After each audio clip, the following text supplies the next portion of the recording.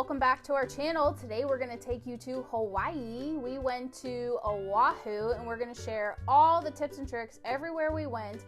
I researched for like a year before we went to try to figure out how to do as much as we possibly can in the 8 days that we were there.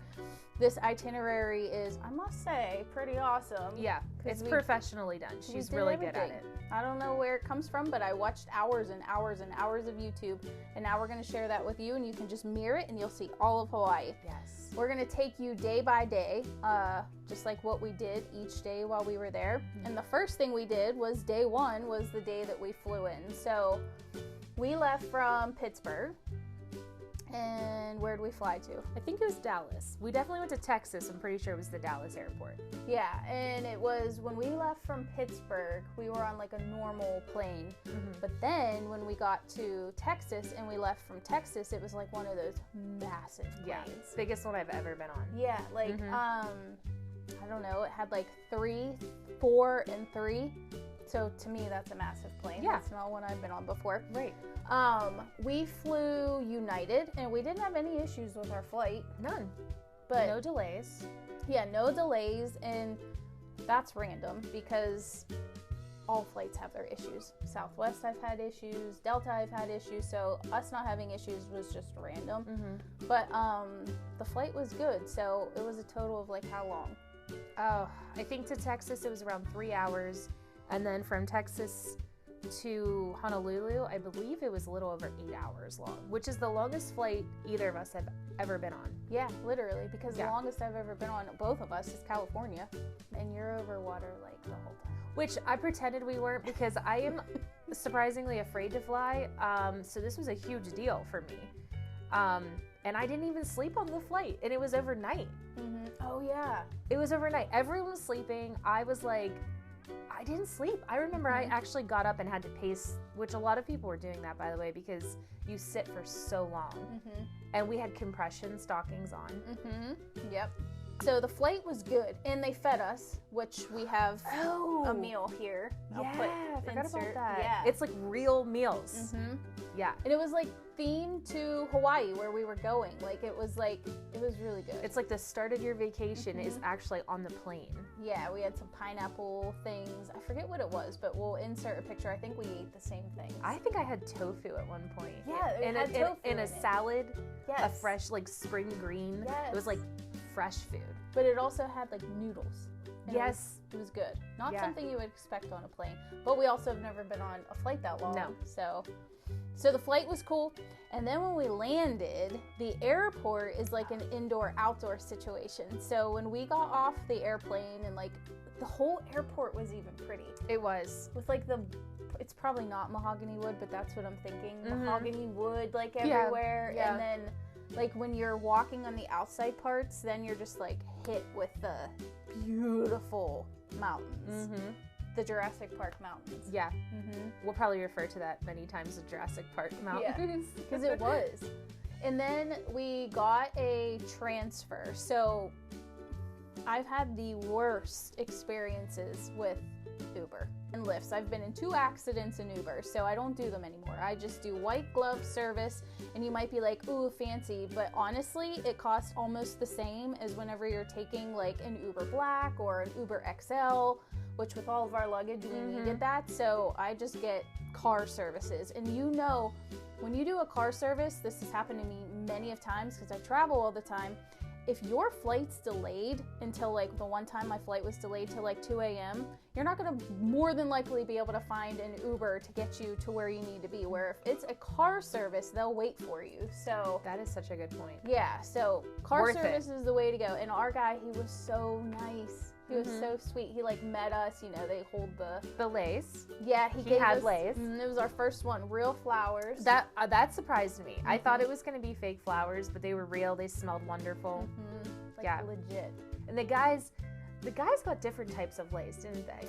They did. They were we should look this up. Yeah. The beads. Yeah, and ours were with like the petals that you typically would think of. Yeah, and I think that's tradition. Like, because even when we went to the luau, which we'll talk about later, it was like the men got the beads, which we'll look up what they're called, and we got the flowers. But they were real flowers. Like, Yes. It was legit. Like someone does. He told us, I remember this now.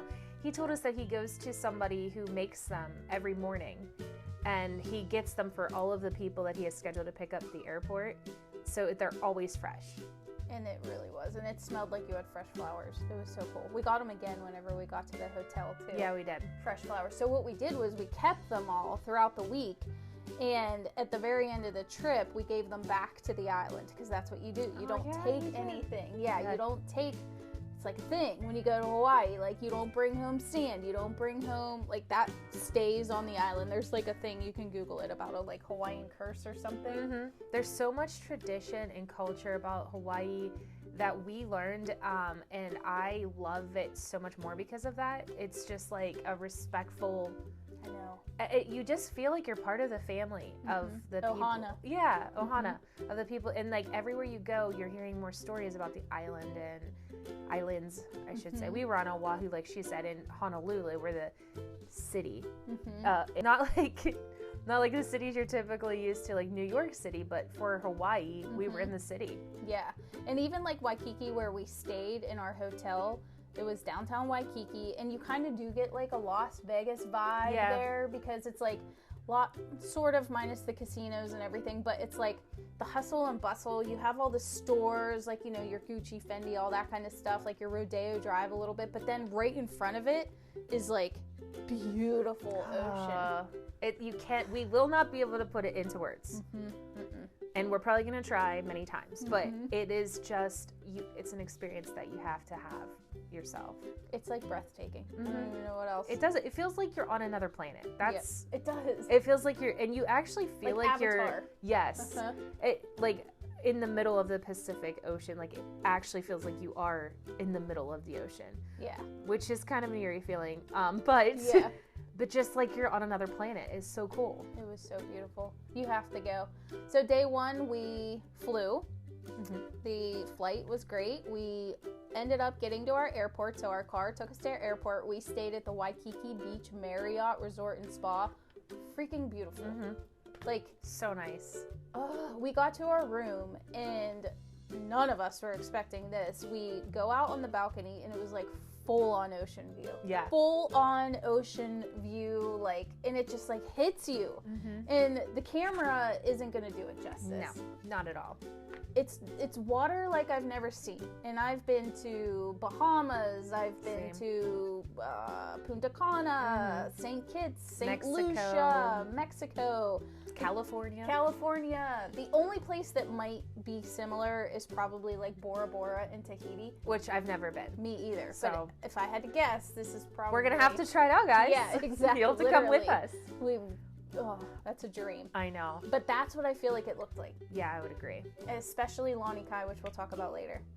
So day one, we get to our hotel, beautiful, and then we just kind of like walked around Waikiki. We didn't have a car yet. Yeah. One thing I really was not expecting, which was, I didn't expect almost any of this. It was just amazing. You, like she said, you look to the right when we're on our balcony, you see the ocean. You look to the left and you see like, it's like you're in two different places. It was. And this happened again and again. When we were walking along, we went down, walked along the ocean. And if you look to the left, it's like you're at a state park. Like, we think about the one here in PA, Pennsylvania, that like we go to maybe for like family picnics or something, or kayaking. It, like, you look to the left and there's all these people having family reunions. Like grills. There's grills out. There's dogs running. Dogs, birthday parties, a bunch of big trees. And you're like, oh my gosh, this looks like a state park. Then you just go to the right and you're like, wait a minute, there's an ocean. It's like, you're kind of experiencing both worlds. And then as you walk, right in front of you is a mountain. Yeah, literally. Or a volcano. Like, well, Diamond Head. Diamond Head, yeah. Is that what it was, that one? It's called Diamond Head. Yeah. But I don't know if it's a volcano. I knew you could hike it, and we didn't because it was one of the hard ones to hike. Oh, yeah. Yep. But you're right. It's like family picnics, Ohana, like, and that's the best thing about Ohana, too, is it's like, it's not just like your blood family. It's like the family that you invite to be your family, too. And that's like even like, my friends that were there that I went to go see who were with us, like, were called aunties, and like just telling what they call story. It's just, I belong there. I know. I can't explain it to our other family and friends about how much we love it, but it's something we can share together how much we loved it, and that we plan on going back. And we will talk later on in the video too about how it wasn't as expensive as I thought it was going to be. Most people I mean, now the flight and like that maybe, but when you're talking about food, right? Hotel, yes, expensive. Flight for sure, expensive. You don't have to eat at fancy food, places, no. and we didn't. No, I don't think we even ate at one fancy place, did we? No. Whoa. Oh yeah. Yep. Yeah, we did. Okay, I take that back. At the very end of the week, we did. Yeah. And it was worth it. It was. Just the view. Yeah, that was even. I don't even consider that dinner. I consider that a whole one of the experiences that we will talk about. Yeah. And you're so right, though. It's like you can't explain these things. Now I can't imagine life not have experiencing that. And I think it ignited the travel obsession. I do too. I really do. Yeah. Like it's put a bug under us. Like, all right, you got to go see more. You weren't expecting that, and now you saw it, and you're like, oh my gosh, that was amazing. So what else is out there that we can go see? Yeah, cultures and just to learn about. There's so many different people in this world, and like to be connected to them, even if it's only for 7 days, 8 days. It's in the food. Obviously, we're a food channel, and we'll have a video as to where that came from. We're a food and travel channel. Yeah. But, so with different types of appetite, like different, like we went palettes. That's a good way to say it. We went there. Her saying like, "Oh my gosh, I can't." Like her and Jamie, like, yeah, meat, and I'm like, "Oh gosh, what am I gonna eat in Hawaii?" I'm thinking all there is like meat. You know, I don't know. And I did. I think I tried some. You did. But I was able to find a new love for other foods that I never knew, that we'll have to get into. I don't want to like skip days. I think we should go on to the next day because I'm like so excited talking about this. I just want to like fly through it. Like you reminisce and you just want to go back. And it keeps like more things are popping into my mind. So Waikiki, I think Waikiki's really cool. We also went to an outdoor mall. Like the mall there's outdoors, and we saw like a dog, because you can just like walk your dogs around dog friendly, which we are dog lovers. Yes. And the coffee. Oh, we have to do the introduction to the best coffee we've ever had in our life. That's going to be a big thing we're going to be doing. No matter where we go, we're going to find the coffee in coffee shops. And the first one we found was an Island Vintage, which, spoiler, is the best coffee on the planet that we know of so far. It was Kai, Kai. Where was that one at? It was just along Waikiki. Remember, it was blue. Like I do remember. I remember the letters and stuff. Yeah, and it was iced coffee, and we took it and we went. It was by all the stores and stuff. Yeah. Okay, I do remember now. Yeah. Once later on we tasted Island Vintage coffee, and then it was like no turning back. Yeah, it came. And we also went to a coffee plantation, which we'll talk about. So we did some hotel, outdoor mall, and coffee, and that was day one. We were exhausted. Oh my gosh, the time change. We were ready to go to bed at like 4 o'clock in the evening. And that is kind of advice when you're traveling somewhere that has like a large time change, is you have to force yourself to stay up and go to bed like when you normally would. So like when we go to Rome here in a couple weeks, months, we are going to have to force ourselves to at least stay up till 8, because that's like your best way to combat the time change, really.